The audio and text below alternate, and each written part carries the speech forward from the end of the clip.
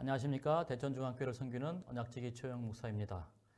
언약신학에서 가장 뜨거운 논쟁 중에 하나는 하나님의 언약이 무조건적인가 조건적인가 하는 것입니다. 여러분은 어떻게 생각하십니까? 구원은 무조건적입니까 조건적입니까? 다르게 질문해 보겠습니다. 하나님의 사랑은 무조건적입니까 조건적입니까? 하나님의 사랑이 이 자비와 공의라는 양면성이 있는 것처럼 언약의 모든 면에 있어서도 양면성이 있습니다. 즉 언약을 통한 구원과 이 축복의 원리는 무조건적인 측면과 조건적인 측면을 모두 갖고 있습니다. 이것은 마치 두 날개와 같고 배의 양쪽에 있는 노와 같습니다. 한쪽 날개만 가진 새가 하늘을 날 수 없듯이 언약의 무조건적인 측면과 이 조건적인 측면이 어느 한쪽만 지나치게 강조되면 그 신앙은 추락할 수밖에 없고, 한쪽만 계속해서 노를 젓는다면 그 배는 절대 전진할 수 없는 이치와 같습니다. 이번 안교 교과의 저자 하젤 박사는 이미 여러 차례에 걸쳐 하나님의 언약은 이스라엘 백성이 어떤 자격이 있어서가 아니라 전적으로 하나님의 은혜로서 맺어진 측면이 있음을 동의하고 있습니다. 동시에 그는 언약이 유지되고 또 지속적으로 축복을 받으려면 율법을 순종하는 것을 조건으로 한다는 사실을 강조하고 있습니다. 그러므로 여러분 기억하십시오. 모든 언약에는 두 날개가 있습니다. 하나는 무조건적이라는 날개이고 다른 하나는 조건적이라는 날개입니다. 무조건적이라는 날개의 다른 이름은 바로 은혜입니다. 그리고 조건적이라는 날개의 다른 이름은 바로 순종입니다. 젖과 꿀이 흐르는 땅은 값없이 은혜로 주어졌지만 그 땅을 차지하려면 믿음을 가지고 그 땅을 정복하는 순종이 필요했습니다. 시내산에서 이스라엘 백성이 값없이 은혜로 언약을 맺었지만 그들은 십계명을 비롯한 하나님의 율법의 말씀에 순종할 때에 언약의 축복을 누릴 수 있었습니다. 모든 언약에는 두 날개가 있습니다. 그 중에서도 이 두 날개의 특성을 가장 분명하게 보여주는 언약이 있는데 바로 다윗 언약입니다. 원래 이스라엘 나라의 최초의 왕은 사울이었습니다. 하지만 그는 신명기 언약법을 무시한 결과 다윗에게 왕권을 내어주고 말았습니다. 그런데 한 가지 문제는 왕권을 인수받은 다윗 왕조의 이 왕들이 사울과 같은 실패를 반복한다면 과연 하나님께서 다시 왕권을 다른 지파로 넘기시느냐 하는 것입니다. 아닙니다. 사무엘하 7장 14절로 16절에 이렇게 말씀합니다. 나는 그에게 아버지가 되고 그는 내게 아들이 되리니 그가 만일 죄를 범하면 내가 사람의 매와 인생의 채찍으로 징계하려니와 내가 내 앞에서 물러가게 한 사울에게서 내 은총을 빼앗은 것처럼 그에게서 빼앗지 아니하리라. 내 집과 내 나라가 내 앞에서 영원히 보존되고 내 왕위가 영원히 견고하리라 하셨다 하라. 이 말씀의 의미는 분명합니다. 사울에게서 은총을 빼앗은 것처럼 다윗 왕조에게서는 그 은총 헤세드를 빼앗지 않겠다고 언약하셨습니다. 이것이 바로 다윗 왕조의 순종 여부와 관계없이 무조건적으로 왕권을 영원히 보존하시겠다고 약속하신 것입니다. 즉 다윗 언약은 이런 측면에서 무조건적인 언약입니다. 하지만 이 말에 오해가 없기를 바랍니다. 다윗 왕조를 이 무조건적으로 보장하셨다는 말이 다윗 왕조의 왕들이 언약에 불순종하고 죄를 범해도 축복하시겠다는 뜻은 아니라고 하는 것입니다. 14절의 말씀을 보시면 그가 만일 죄를 범하면 내가 사람의 매와 인생의 채찍으로 징계하시겠다는 조건이 분명히 붙어 있습니다. 이런 측면에서 다윗 언약은 조건적인 언약입니다. 정리하면 다음과 같습니다. 다윗 왕조는 영원한 왕조가 될 것입니다. 그러나 여기에는 조건이 없습니다. 하지만 다윗 왕조를 이어가는 매 시대의 왕들은 하나님의 이 축복과 형통을 누리려면 반드시 언약과 율법의 말씀에 순종해야 된다는 뜻입니다. 만약에 불순종하면 사람의 매와 인생의 채찍으로 징계하시겠다고 분명히 말씀하셨습니다. 시편 89편은 다윗 언약의 이 두 날개의 특성에 대해서 아주 잘 묘사하고 있습니다. 30절로 34절에 있는 말씀입니다. 만일 그의 자손이 내 법을 버리며 내 규례대로 행하지 아니하며 내 율례를 깨트리며 내 계명을 지키지 아니하면 내가 회초리로 그들의 죄를 다스리며 채찍으로 그들의 죄악을 벌하리로다. 그러나 나의 인자함을 그에게서 다 거두지는 아니하며 나의 성실함도 패하지 아니하며 내 언약을 깨트리지 아니하고 내 입술에서 낸 것은 변하지 아니하리로다. 저는 이 시편 89편을 읽을 때마다 가슴이 뛰고 깊은 감동에 빠집니다. 언약의 불신실한 이 다윗 왕조를 부둥켜 안으시고 때로는 해초리와 채찍으로 때리시어 죄악을 벌하시고 언약으로 되돌아오기를 간절히 호소하시는 하나님의 모습을 볼 수 있기 때문입니다. 다윗 왕조의 왕들이 언약을 배반하고 이 언약주로서 하나님께서 조롱과 모욕을 당해도 다윗과 맺은 언약에 신실하셔서 인자함을 거두시거나 성실함을 패하지 않을 것인데 그 이유는 한 가지, 다윗과 언약을 맺었기 때문이라는 것입니다. 실제로 이 언약은 역사 속에서 어떻게 실현되었습니까? 다윗 왕조는 다윗 왕 때로부터 남방 유다의 마지막 왕 시드기야 때까지 21대를 걸쳐 약 350년의 역사를 지속했는데 이렇게 단일 왕조로서 왕권을 지속한 나라는 매우 드문 사례입니다. 그렇게 오랜 역사를 지속할 수 있었던 이유는 오직 한 가지, 다윗과 맺은 언약 때문이라는 것입니다.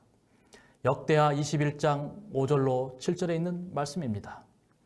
여호와께서 다윗의 집을 멸하기를 즐겨하지 아니하셨음은 이전에 다윗과 더불어 언약을 세우시고 또 다윗과 그의 자손에게 항상 등불을 주겠다고 말씀하셨음이더라.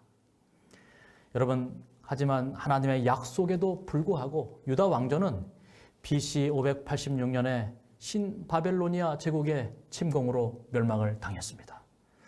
그렇다면 하나님의 언약은 실패로 돌아간 것일까요? 아닙니다. 인간은 실패해도 하나님은 결코 실패하지 않으십니다. 하나님은 언약에 신실하십니다. 하나님은 인간의 이 불신실한 언약을 초국하시고 다윗 언약의 핵심은 이 지상에서의 유다 왕국에 대한 보장에 있지 않고 그 혈통 가운데서 탄생하실 다윗의 후손 예수 그리스도를 통해서 세우실 하나님 나라에 있다는 사실을 여러분 기억하시기 바랍니다. 이런 사실에 대하여 보조와 선지자 754페이지에 다음과 같이 말씀하셨습니다. 다윗과 그 집에 하신 말씀, 영원한 시대를 멀리 내다보고 그리스도 안에서 완전히 성취될 언약은 영광스럽다.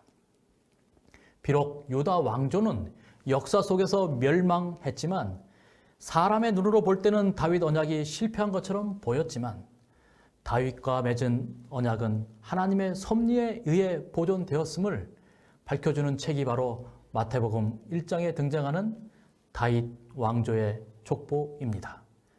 이 다윗의 자손으로 불리신 예수님께서 이 땅에 오신 이 궁극적인 목적은 다윗 언약을 성취시키기 위해서 영원히 멸망하지 않는 나라를 세우시는 것이었습니다. 그래서 예수님께서 산상수훈을 통해 다윗 언약을 통해 세우실 하나님 나라에 대해 가르쳐 주셨고 많은 천국 뷰들을 통해 이 나라를 세상에 전파하셨습니다. 그런데 이 나라는 이전까지 존재했던 세상의 어떤 왕국들과는 전혀 다른 방식으로 세워질 것이었습니다. 하나님 나라는 단번에 어느 한 장소에서 세워지는 것이 아니라 두 국면 또는 이 두 단계를 통해 세워질 것을 각시대 대쟁투 346페이지에서 다음과 같이 말씀하셨습니다. 성경에 기록된 하나님의 나라는 은혜의 왕국과 영광의 왕국을 다 같이 가리키는 데 사용되었다. 또한 시대의 소망 234페이지에도 하나님 나라의 이 두 국면을 다음과 같이 말씀합니다. 그리스도의 초림에 대한 기별이 당신의 은혜의 왕국을 공포하였던 것처럼 그의 재림에 대한 기별은 그의 영광의 왕국을 공포한다. 즉, 은혜의 왕국은 예수님의 초림을 통해 세워지고 영광의 왕국은 예수님의 재림을 통해 세워진다는 것입니다. 그렇다면 은혜의 왕국은 예수님의 초림 사건 가운데 언제 어떻게 구체적으로 세워졌을까요? 대쟁투 348페이지에 있는 말씀입니다. 그러나 구주께서는 당신의 생명을 버리시고 다 이루었다고 부르짖으면서 운명하심으로 구속의 경륜을 완전히 성취하셨다. 에덴 동산에서 범죄한 부부에게 허락된 구속의 약속은 이제 확증되었다. 하나님의 허락으로 오래전부터 존재해온 은혜의 왕국이 그때에 세워졌다. 이 말씀에 의하면 은혜의 왕국은 예수님께서 십자가에서 죽으심으로 세워졌습니다. 사실 이 말은 앞뒤가 맞지 않는 말입니다. 왜냐하면 원래 왕이 죽으면 나라는 망하는 것입니다. 왕이 살아 있어야지만 나라를 세우고 통치할 수 있는 것 아니겠습니까? 그런데 이 은혜의 왕국은 왕이 죽음으로써 비로소 세워지는 나라입니다. 왜냐하면 하나님 나라는 칼과 검으로 세워지는 나라가 아니라 창세전에 맺어진 영원한 언약 위에 세워진 나라이기 때문입니다. 예수 그리스도를 언약의 보증인으로 세우시고 인간의 모든 죄를 용서하심으로써 세우게 될 언약의 나라이기 때문입니다. 유다 왕국에서 왕이 새롭게 등극을 하면 즉위식을 하게 되는데 그 절차는 이 기름 부음을 하는 관유식과 또 왕의 보좌에 오르는 취임식 그리고 왕관을 쓰는 대관식을 통해 대단원의 막을 내리게 됩니다. 예수님께서 은혜의 왕국으로 왕으로서 기름 부음을 받은 이 관유식은 언제 어떻게 성취되었습니까? 우리는 예수님께서 메시아로서 기름 부음을 받은 사건을 AD 27년에 침례에 적용을 합니다. 이것은 좀 모순이 있어 보입니다. 아직 은혜의 왕국이 세워지지도 않았는데 기름 부음을 먼저 받다니요. 하지만 예수님의 표상으로서 다윗은 왕이 되기 훨씬 이전에 사무엘로부터 기름 부음을 먼저 받았고 훗날 정식으로 이스라엘 왕이 될 때에 유다 지파 사람들로부터 기름 부음을 받은 사실을 사무엘하 2장 4절은 기록하고 있습니다. 이 사실에 대해서 대쟁투 346페이지에 다음과 같이 말씀하고 있습니다. 때가 찼고 하나님 나라가 가까웠다는 것이 그들의 기별이었다. 때가 차게 되자 곧 다니엘서 9장의 69일이 끝나고 기름 부음을 받은 자 메시아가 올 기약이 찼을 때에 그리스도께서는 요단강에서 침례 요한에게 침례를 받으시고 성령의 기름 부음을 받으셨다. 그리고 그들이 가까웠다고 선포한 하나님 나라는 그리스도의 죽으심으로 건설되었다. 그렇다면 예수님께서 하나님 나라의 왕으로서 이 두 번째 기름 부음을 받는 사건은 언제 어떻게 성취되었습니까? 이 사실에 대하여 각시대의 대쟁투 346페이지에 다음과 같이 설명하고 있습니다. 그리스도의 승천은 그의 제자들이 약속된 축복을 받게 되리라는 신호였다. 사업을 시작하기 전에 그들은 이것을 기다려야 하였다. 하늘문으로 들어가신 그리스도는 천사들의 경배를 받으시며 보좌에 오르셨다. 이 예식이 마쳐지자마자 성령은 풍성하게 제자들에게 쏟아져 내렸다. 그리고 그리스도께서는 과연 영원부터 아버지와 함께 가시셨던 모든 영광으로 영화롭게 되셨다. 오순절 성령 강림은 구주의 취임식이 끝났다는 하늘의 통고였다. 사도행전 38페이지는 말씀입니다. 지상에서의 이 오순절 성령 강림은 하늘에서의 예수님께서 왕으로서 기름 부음을 받으시고 왕으로서 보호자에 앉으심으로써 취임식을 하는 장면을 보여주신 사건이라는 것입니다. 그런데 여러분, 혹시 이 신명기 언약에 대해 살펴볼 때에 제가 말씀드렸던 신명기 17장의 왕들의 규례를 기억하십니까? 이스라엘의 왕들이 왕으로서 등극을 할 때에 선물로 주었던 이 율법책의 등사본을 기억하십니까? 그렇다면 예수님께서도 다윗 왕조의 왕으로서 이 은혜의 왕국의 왕으로서 등극하실 때 똑같이 율법책을 받으셨을까요?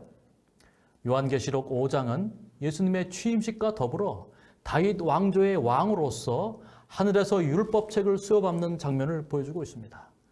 요한계시록 5장 1절에 의하면 이 보호자에 앉으신 이의 오른손에 두루마리가 있으니 안팎으로 썼고 7인으로 봉하였다고 말하면서 아무도 이 두루마리 인봉을 떼지 못하여 이 사도안이 울고 있을 때 24장로 중에 한 사람이 다음과 같이 말을 했습니다. 5절로 7절에 있는 말씀입니다. 울지 말라. 유대 지파의 사자 다윗의 뿌리가 이겼으니 그 두루마리와 그 7인을 떼시리라 하더라. 내가 또 보니 보좌와 네 생물과 장로들 사이에 한 어린 양이 서 있는데 일찍이 죽임을 당한 것 같더라. 그 어린 양이 나와서 보좌에 앉으신 이의 오른손에서 두루마리를 취하시니라. 이 말씀은 분명합니다. 유대 지파의 사자, 다윗의 뿌리이신 예수 그리스도께서 십자가의 죽음을 당한 이후에 부활하시고 승천하셔서 하나님의 보좌 앞에 나아가 이 두루마리를 취했다고 말씀합니다. 그러므로 이 장면은 예수님께서 하나님 나라의 왕으로서 율법책을 수여받는 장면입니다. 구약에서 율법서인 신명기가 언약을 대표하는 책이었듯이 보좌에 앉으신 이의 손에 들려진 이 두루마리는 창세전 언약으로부터 시작하여 십자가의 새 언약에 이르기까지의 성경에 나오는 모든 언약을 상징적으로 보여주고 있습니다. 특별히 이 두루마리를 취하시는 사건은 예수님께서 다윗 언약을 성취시키시어 영원한 하나님의 나라의 왕으로 즉위하심으로써 세상을 언약의 말씀으로 통치하실 유일한 왕이심을 온 우주에 천명하고 있습니다. 이렇게 해서 예수님의 관유식과 취임식이 마치게 됩니다. 그렇다면 다윗 언약의 성취자요 하나님 나라의 왕으로서 마지막 하이라이트인 예수님의 대관식은 언제 어떻게 이루어질까요? 그것은 영광의 왕국 시대에 이루어집니다. 우선 이 영광의 왕국은 예수님의 재림으로 세워집니다. 대쟁투 346페이지에 있는 말씀입니다.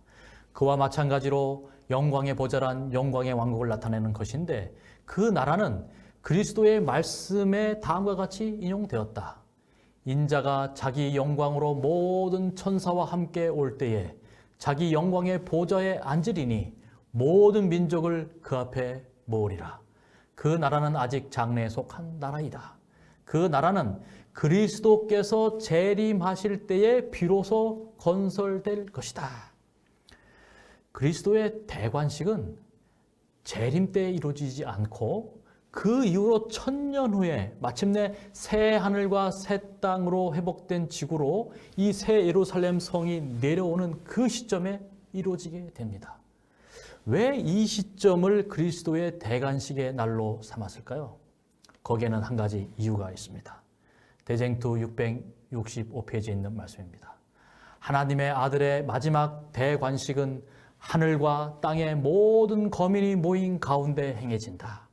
이제 만왕의 왕께서는 최고의 위엄과 권세를 가지고 당신의 정부에 반역한 자들에게 선고를 내리시고 하나님의 율법을 범하고 그분의 백성을 박해한 자들에게 판결을 집행하신다. 여러분, 바로 이 순간은 유일하게 온 우주의 거민들, 지금까지 살았던 모든 의인들 뿐만 아니라 둘째 부활을 통해 살아난 모든 악인들이 한 자리에 모였게 되는 순간입니다. 온 우주의 왕으로서 예수 그리스도께서는 그 만민들 앞에서 대관식을 하시고 악인들을 심판하십니다. 살아남은 이들 425쪽에 의하면 이 악인들조차 하나님의 공의의 심판을 인정하게 되고 대관식 장면을 황홀하게 쳐다본다고 기록하고 있습니다. 악인들은 하나님의 아들의 대관식을 황홀한 눈으로 바라본다. 이때 그들은 예수께서 저희가 멸시하고 범해온 율법을 새긴 판들을 들고 계신 것을 본다. 그리고 그들은 구원받은 사람들이 소리를 맞추어 경의와 환희와 찬양의 노래를 높이 부르는 것을 목격한다. 여러분, 예수님의 이 왕으로서의 취임식 장면을 이 땅에서는 아무도 본 사람이 없습니다. 하지만 예수님께서 왕으로 대관하시는 그 대관식 장면은 우리 모두가 보게 될 것입니다. 다만 우리가 구원받은 의인으로서 그 자리에 참여하여 영광과 기쁨 가운데 그 자리에 함께 있을지, 아니면 구원받지 못하고 둘째 부활에 참여한 악인으로 참여할지는 그 차이가 있을 뿐입니다. 저는 바라기를 저와 여러분 모두가 다윗 언약이 온전히 성취되는 예수님의 대관식 자리에 새 예루살렘 성 안에서 구원받은 백성들과 함께 경의와 환희와 찬양의 노래를 부르면서 그날에 함께 있게 되기를 간절히 바랍니다. 마침내 다윗 언약이 온전히 성취되는 그 현장에 저와 여러분이 함께 새 노래를 힘차게 부르기를 바라면서 오늘 저의 말씀을 줄이겠습니다. 감사합니다.